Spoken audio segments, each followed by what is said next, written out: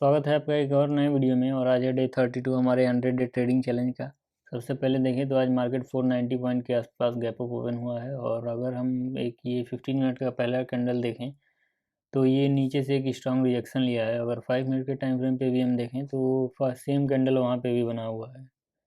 यहाँ पे अगर हम देखें तो वैसे ही एक स्ट्रॉन्ग रिएक्शन यहाँ से लिया हुआ है। तो हमें लगा है कि मार्केट यहाँ से रिवर्स है, मतलब कि यहाँ से ऊपर जाएगा और एक स्ट्रॉन्ग ऊपर जाएगा। तो फिर हमने वेट किया, ये उसके बाद एक 5 मिनट का कैंडल रेड बना है। लेकिन ये जब कैंडल ऊपर जाने लगा है तो इस कहीं कैंडल पे हमारा एंट्री हुआ है। लेकिन उसके बाद से देखें तो ये एक स्ट्रॉन्ग क्लोजिंग नहीं दिया है और मार्केट 2-3 कैंडल साइडवेज भी बना है। यहाँ पे अगर हम देखें तो एक ही हमारा वो था कि अगर हम यहाँ पे पिवट पॉइंट को ऑन करें, ये ईएमए मैं देखता नहीं हूँ कभी, पर पहले से ही यहाँ पे आता है शायद।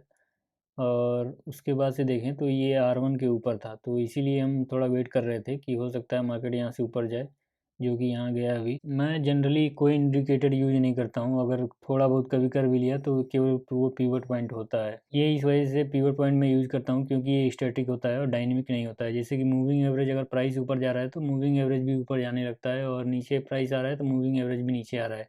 जैसे अगर हम 9 EMA को ऑन करें तो यहाँ पे आपको देखने को मिलेगा, जैसे कि यहाँ प्राइस ऊपर जा रहा है तो ईएमए भी ऊपर जा रहा है, लेकिन प्राइस जब नीचे आया तो ईएमए भी नीचे आ रहा है।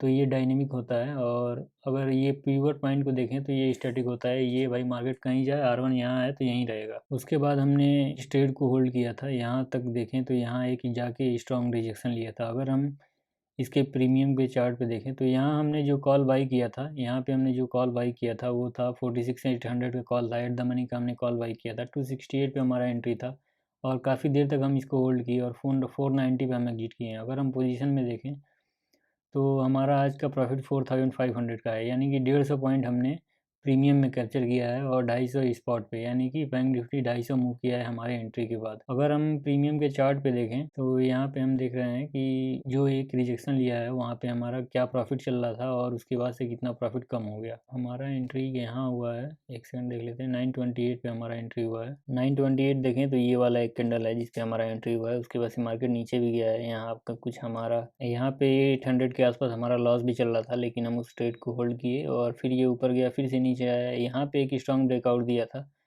और यहाँ पे देखें तो मार्केट काफ़ी ऊपर तक गया था, 400 से ऊपर काफ़ी गया था। लेकिन अगर हम देखें 950 वाला जो कैंडल है, एक यहाँ से जब रिएक्शन लिया है उसके बाद से यहाँ ये कैंडल देखें तो ये एक नीचे भी गया है।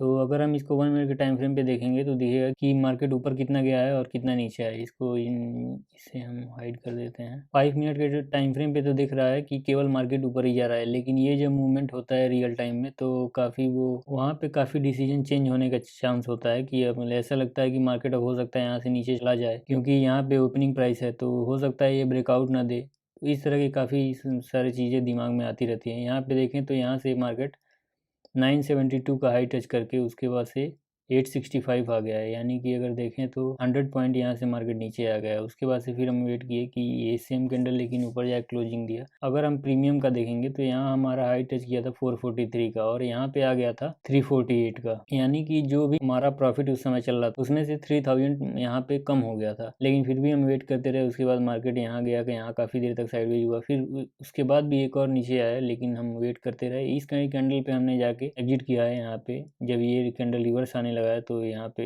ये देखें तो नीचे एक वीक बना है, तो ये जब रिवर्स आने लगा है तो यहाँ कहीं हमने एग्जिट किया है 419 पे। ऑर्डर बुक में अगर हम देखें तो 419 पे हमारा, जबकि हमने 430 के आसपास बुक किया था, लेकिन स्लीपेज की वजह से 419 पे हमारा एक ऑर्डर एग्जीक्यूट हुआ। टोटल आज हमने यही एक ही ट्रेड लिया था। उसके बाद अगर हम मार्केट को देखें तो मार्केट यहाँ तक एक रैली दिया था, उसके बाद से फिर यहाँ पे वो थोड़ा सा वोलेटाइल हुआ और यहाँ थोड़ा साइडवेज होकर फिर यहाँ से रिवर्स होने लगा। लेकिन हमें नहीं लग रहा था कि मार्केट अभी इतना मूवमेंट करके ऊपर गया है तो एक पुट साइड की एंट्री लें, तो यहाँ पे हमने इसीलिए कोई एंट्री नहीं लिया। उसके बाद से अगर हम देखें यहाँ पे तो यहाँ एक जोन बना रहा था यहाँ पे, और इस जोन से ये एक स्ट्रॉन्ग वो लिया था, मतलब स्ट्रॉन्ग कैंडल यहाँ पे बनाया था। लेकिन ये देखें तो ये अकेले कैंडल 126 पॉइंट का है। अगर हम यहाँ पे एंट्री लेते तो हमारा स्टॉप लॉस काफ़ी बड़ा हो जाता है, तो इस वजह से हमने यहाँ कोई एंट्री नहीं लिया। उसके बाद से हम देखें कि अगर ये यहाँ से कहीं रिजेक्शन लेता है या फिर ये यहाँ पे इसको कहीं अगर ब्रेक करता है ये इस वाले जोन को, तो अगर ये इतना देर तक साइडवेज नहीं होता तो हम ले लिए होते, लेकिन यहाँ पे देखें तो मार्केट काफ़ी साइडवेज हो गया था, तो लग नहीं रहा था कि कुछ खास ब्रेकआउट देगा, क्योंकि यहाँ पे देख सकते हैं काफ़ी छोटा छोटा मूवमेंट हो रहा है। और ये जोन इसलिए इंपॉर्टेंट है कि मार्केट यहाँ पे ओपन भी हुआ है, यहाँ पे प्राइस इससे ऊपर जाके रिजेक्शन भी एक बार लिया है और यहाँ नीचे जाके फिर इसको ब्रेकआउट भी किया है। तो ये एक जोन इंपॉर्टेंट था, यहाँ पे एक ब्रेकआउट दिया है, लेकिन उसके बाद यहाँ पे कोई स्ट्रॉन्ग कैंडल नहीं बन रहा था, मतलब कि लग नहीं रहा था कि मार्केट ऊपर जाएगा। यहाँ पे देखें तो मार्केट ऊपर जा रहा था, फिर से नीचे आ रहा था और लास्ट में क्लोजिंग भी एक स्ट्रॉन्ग नहीं दिया, इस वजह से हमने कोई एंट्री नहीं लिया। यहाँ पे देख सकते हैं कि ये ऊपर तक गया, फिर आगे नीचे क्लोज हो गया। तो ये 5 मिनट के टाइम फ्रेम पे ही मैं कैंडल देखता हूँ, लेकिन मूवमेंट होता रहता है तो पता चलता है कि मार्केट ऊपर जाएगा कि नहीं जाएगा। तो इस वजह से वहाँ भी हमने कोई एंट्री नहीं लिया। टोटल आज हमने यही एक ट्रेड लिया है, और तो ओवरऑल जो हमारा प्रॉफिट है वो यही है आज के दिन। यही था आज के वीडियो में, मिलते हैं आपको अगले दिन।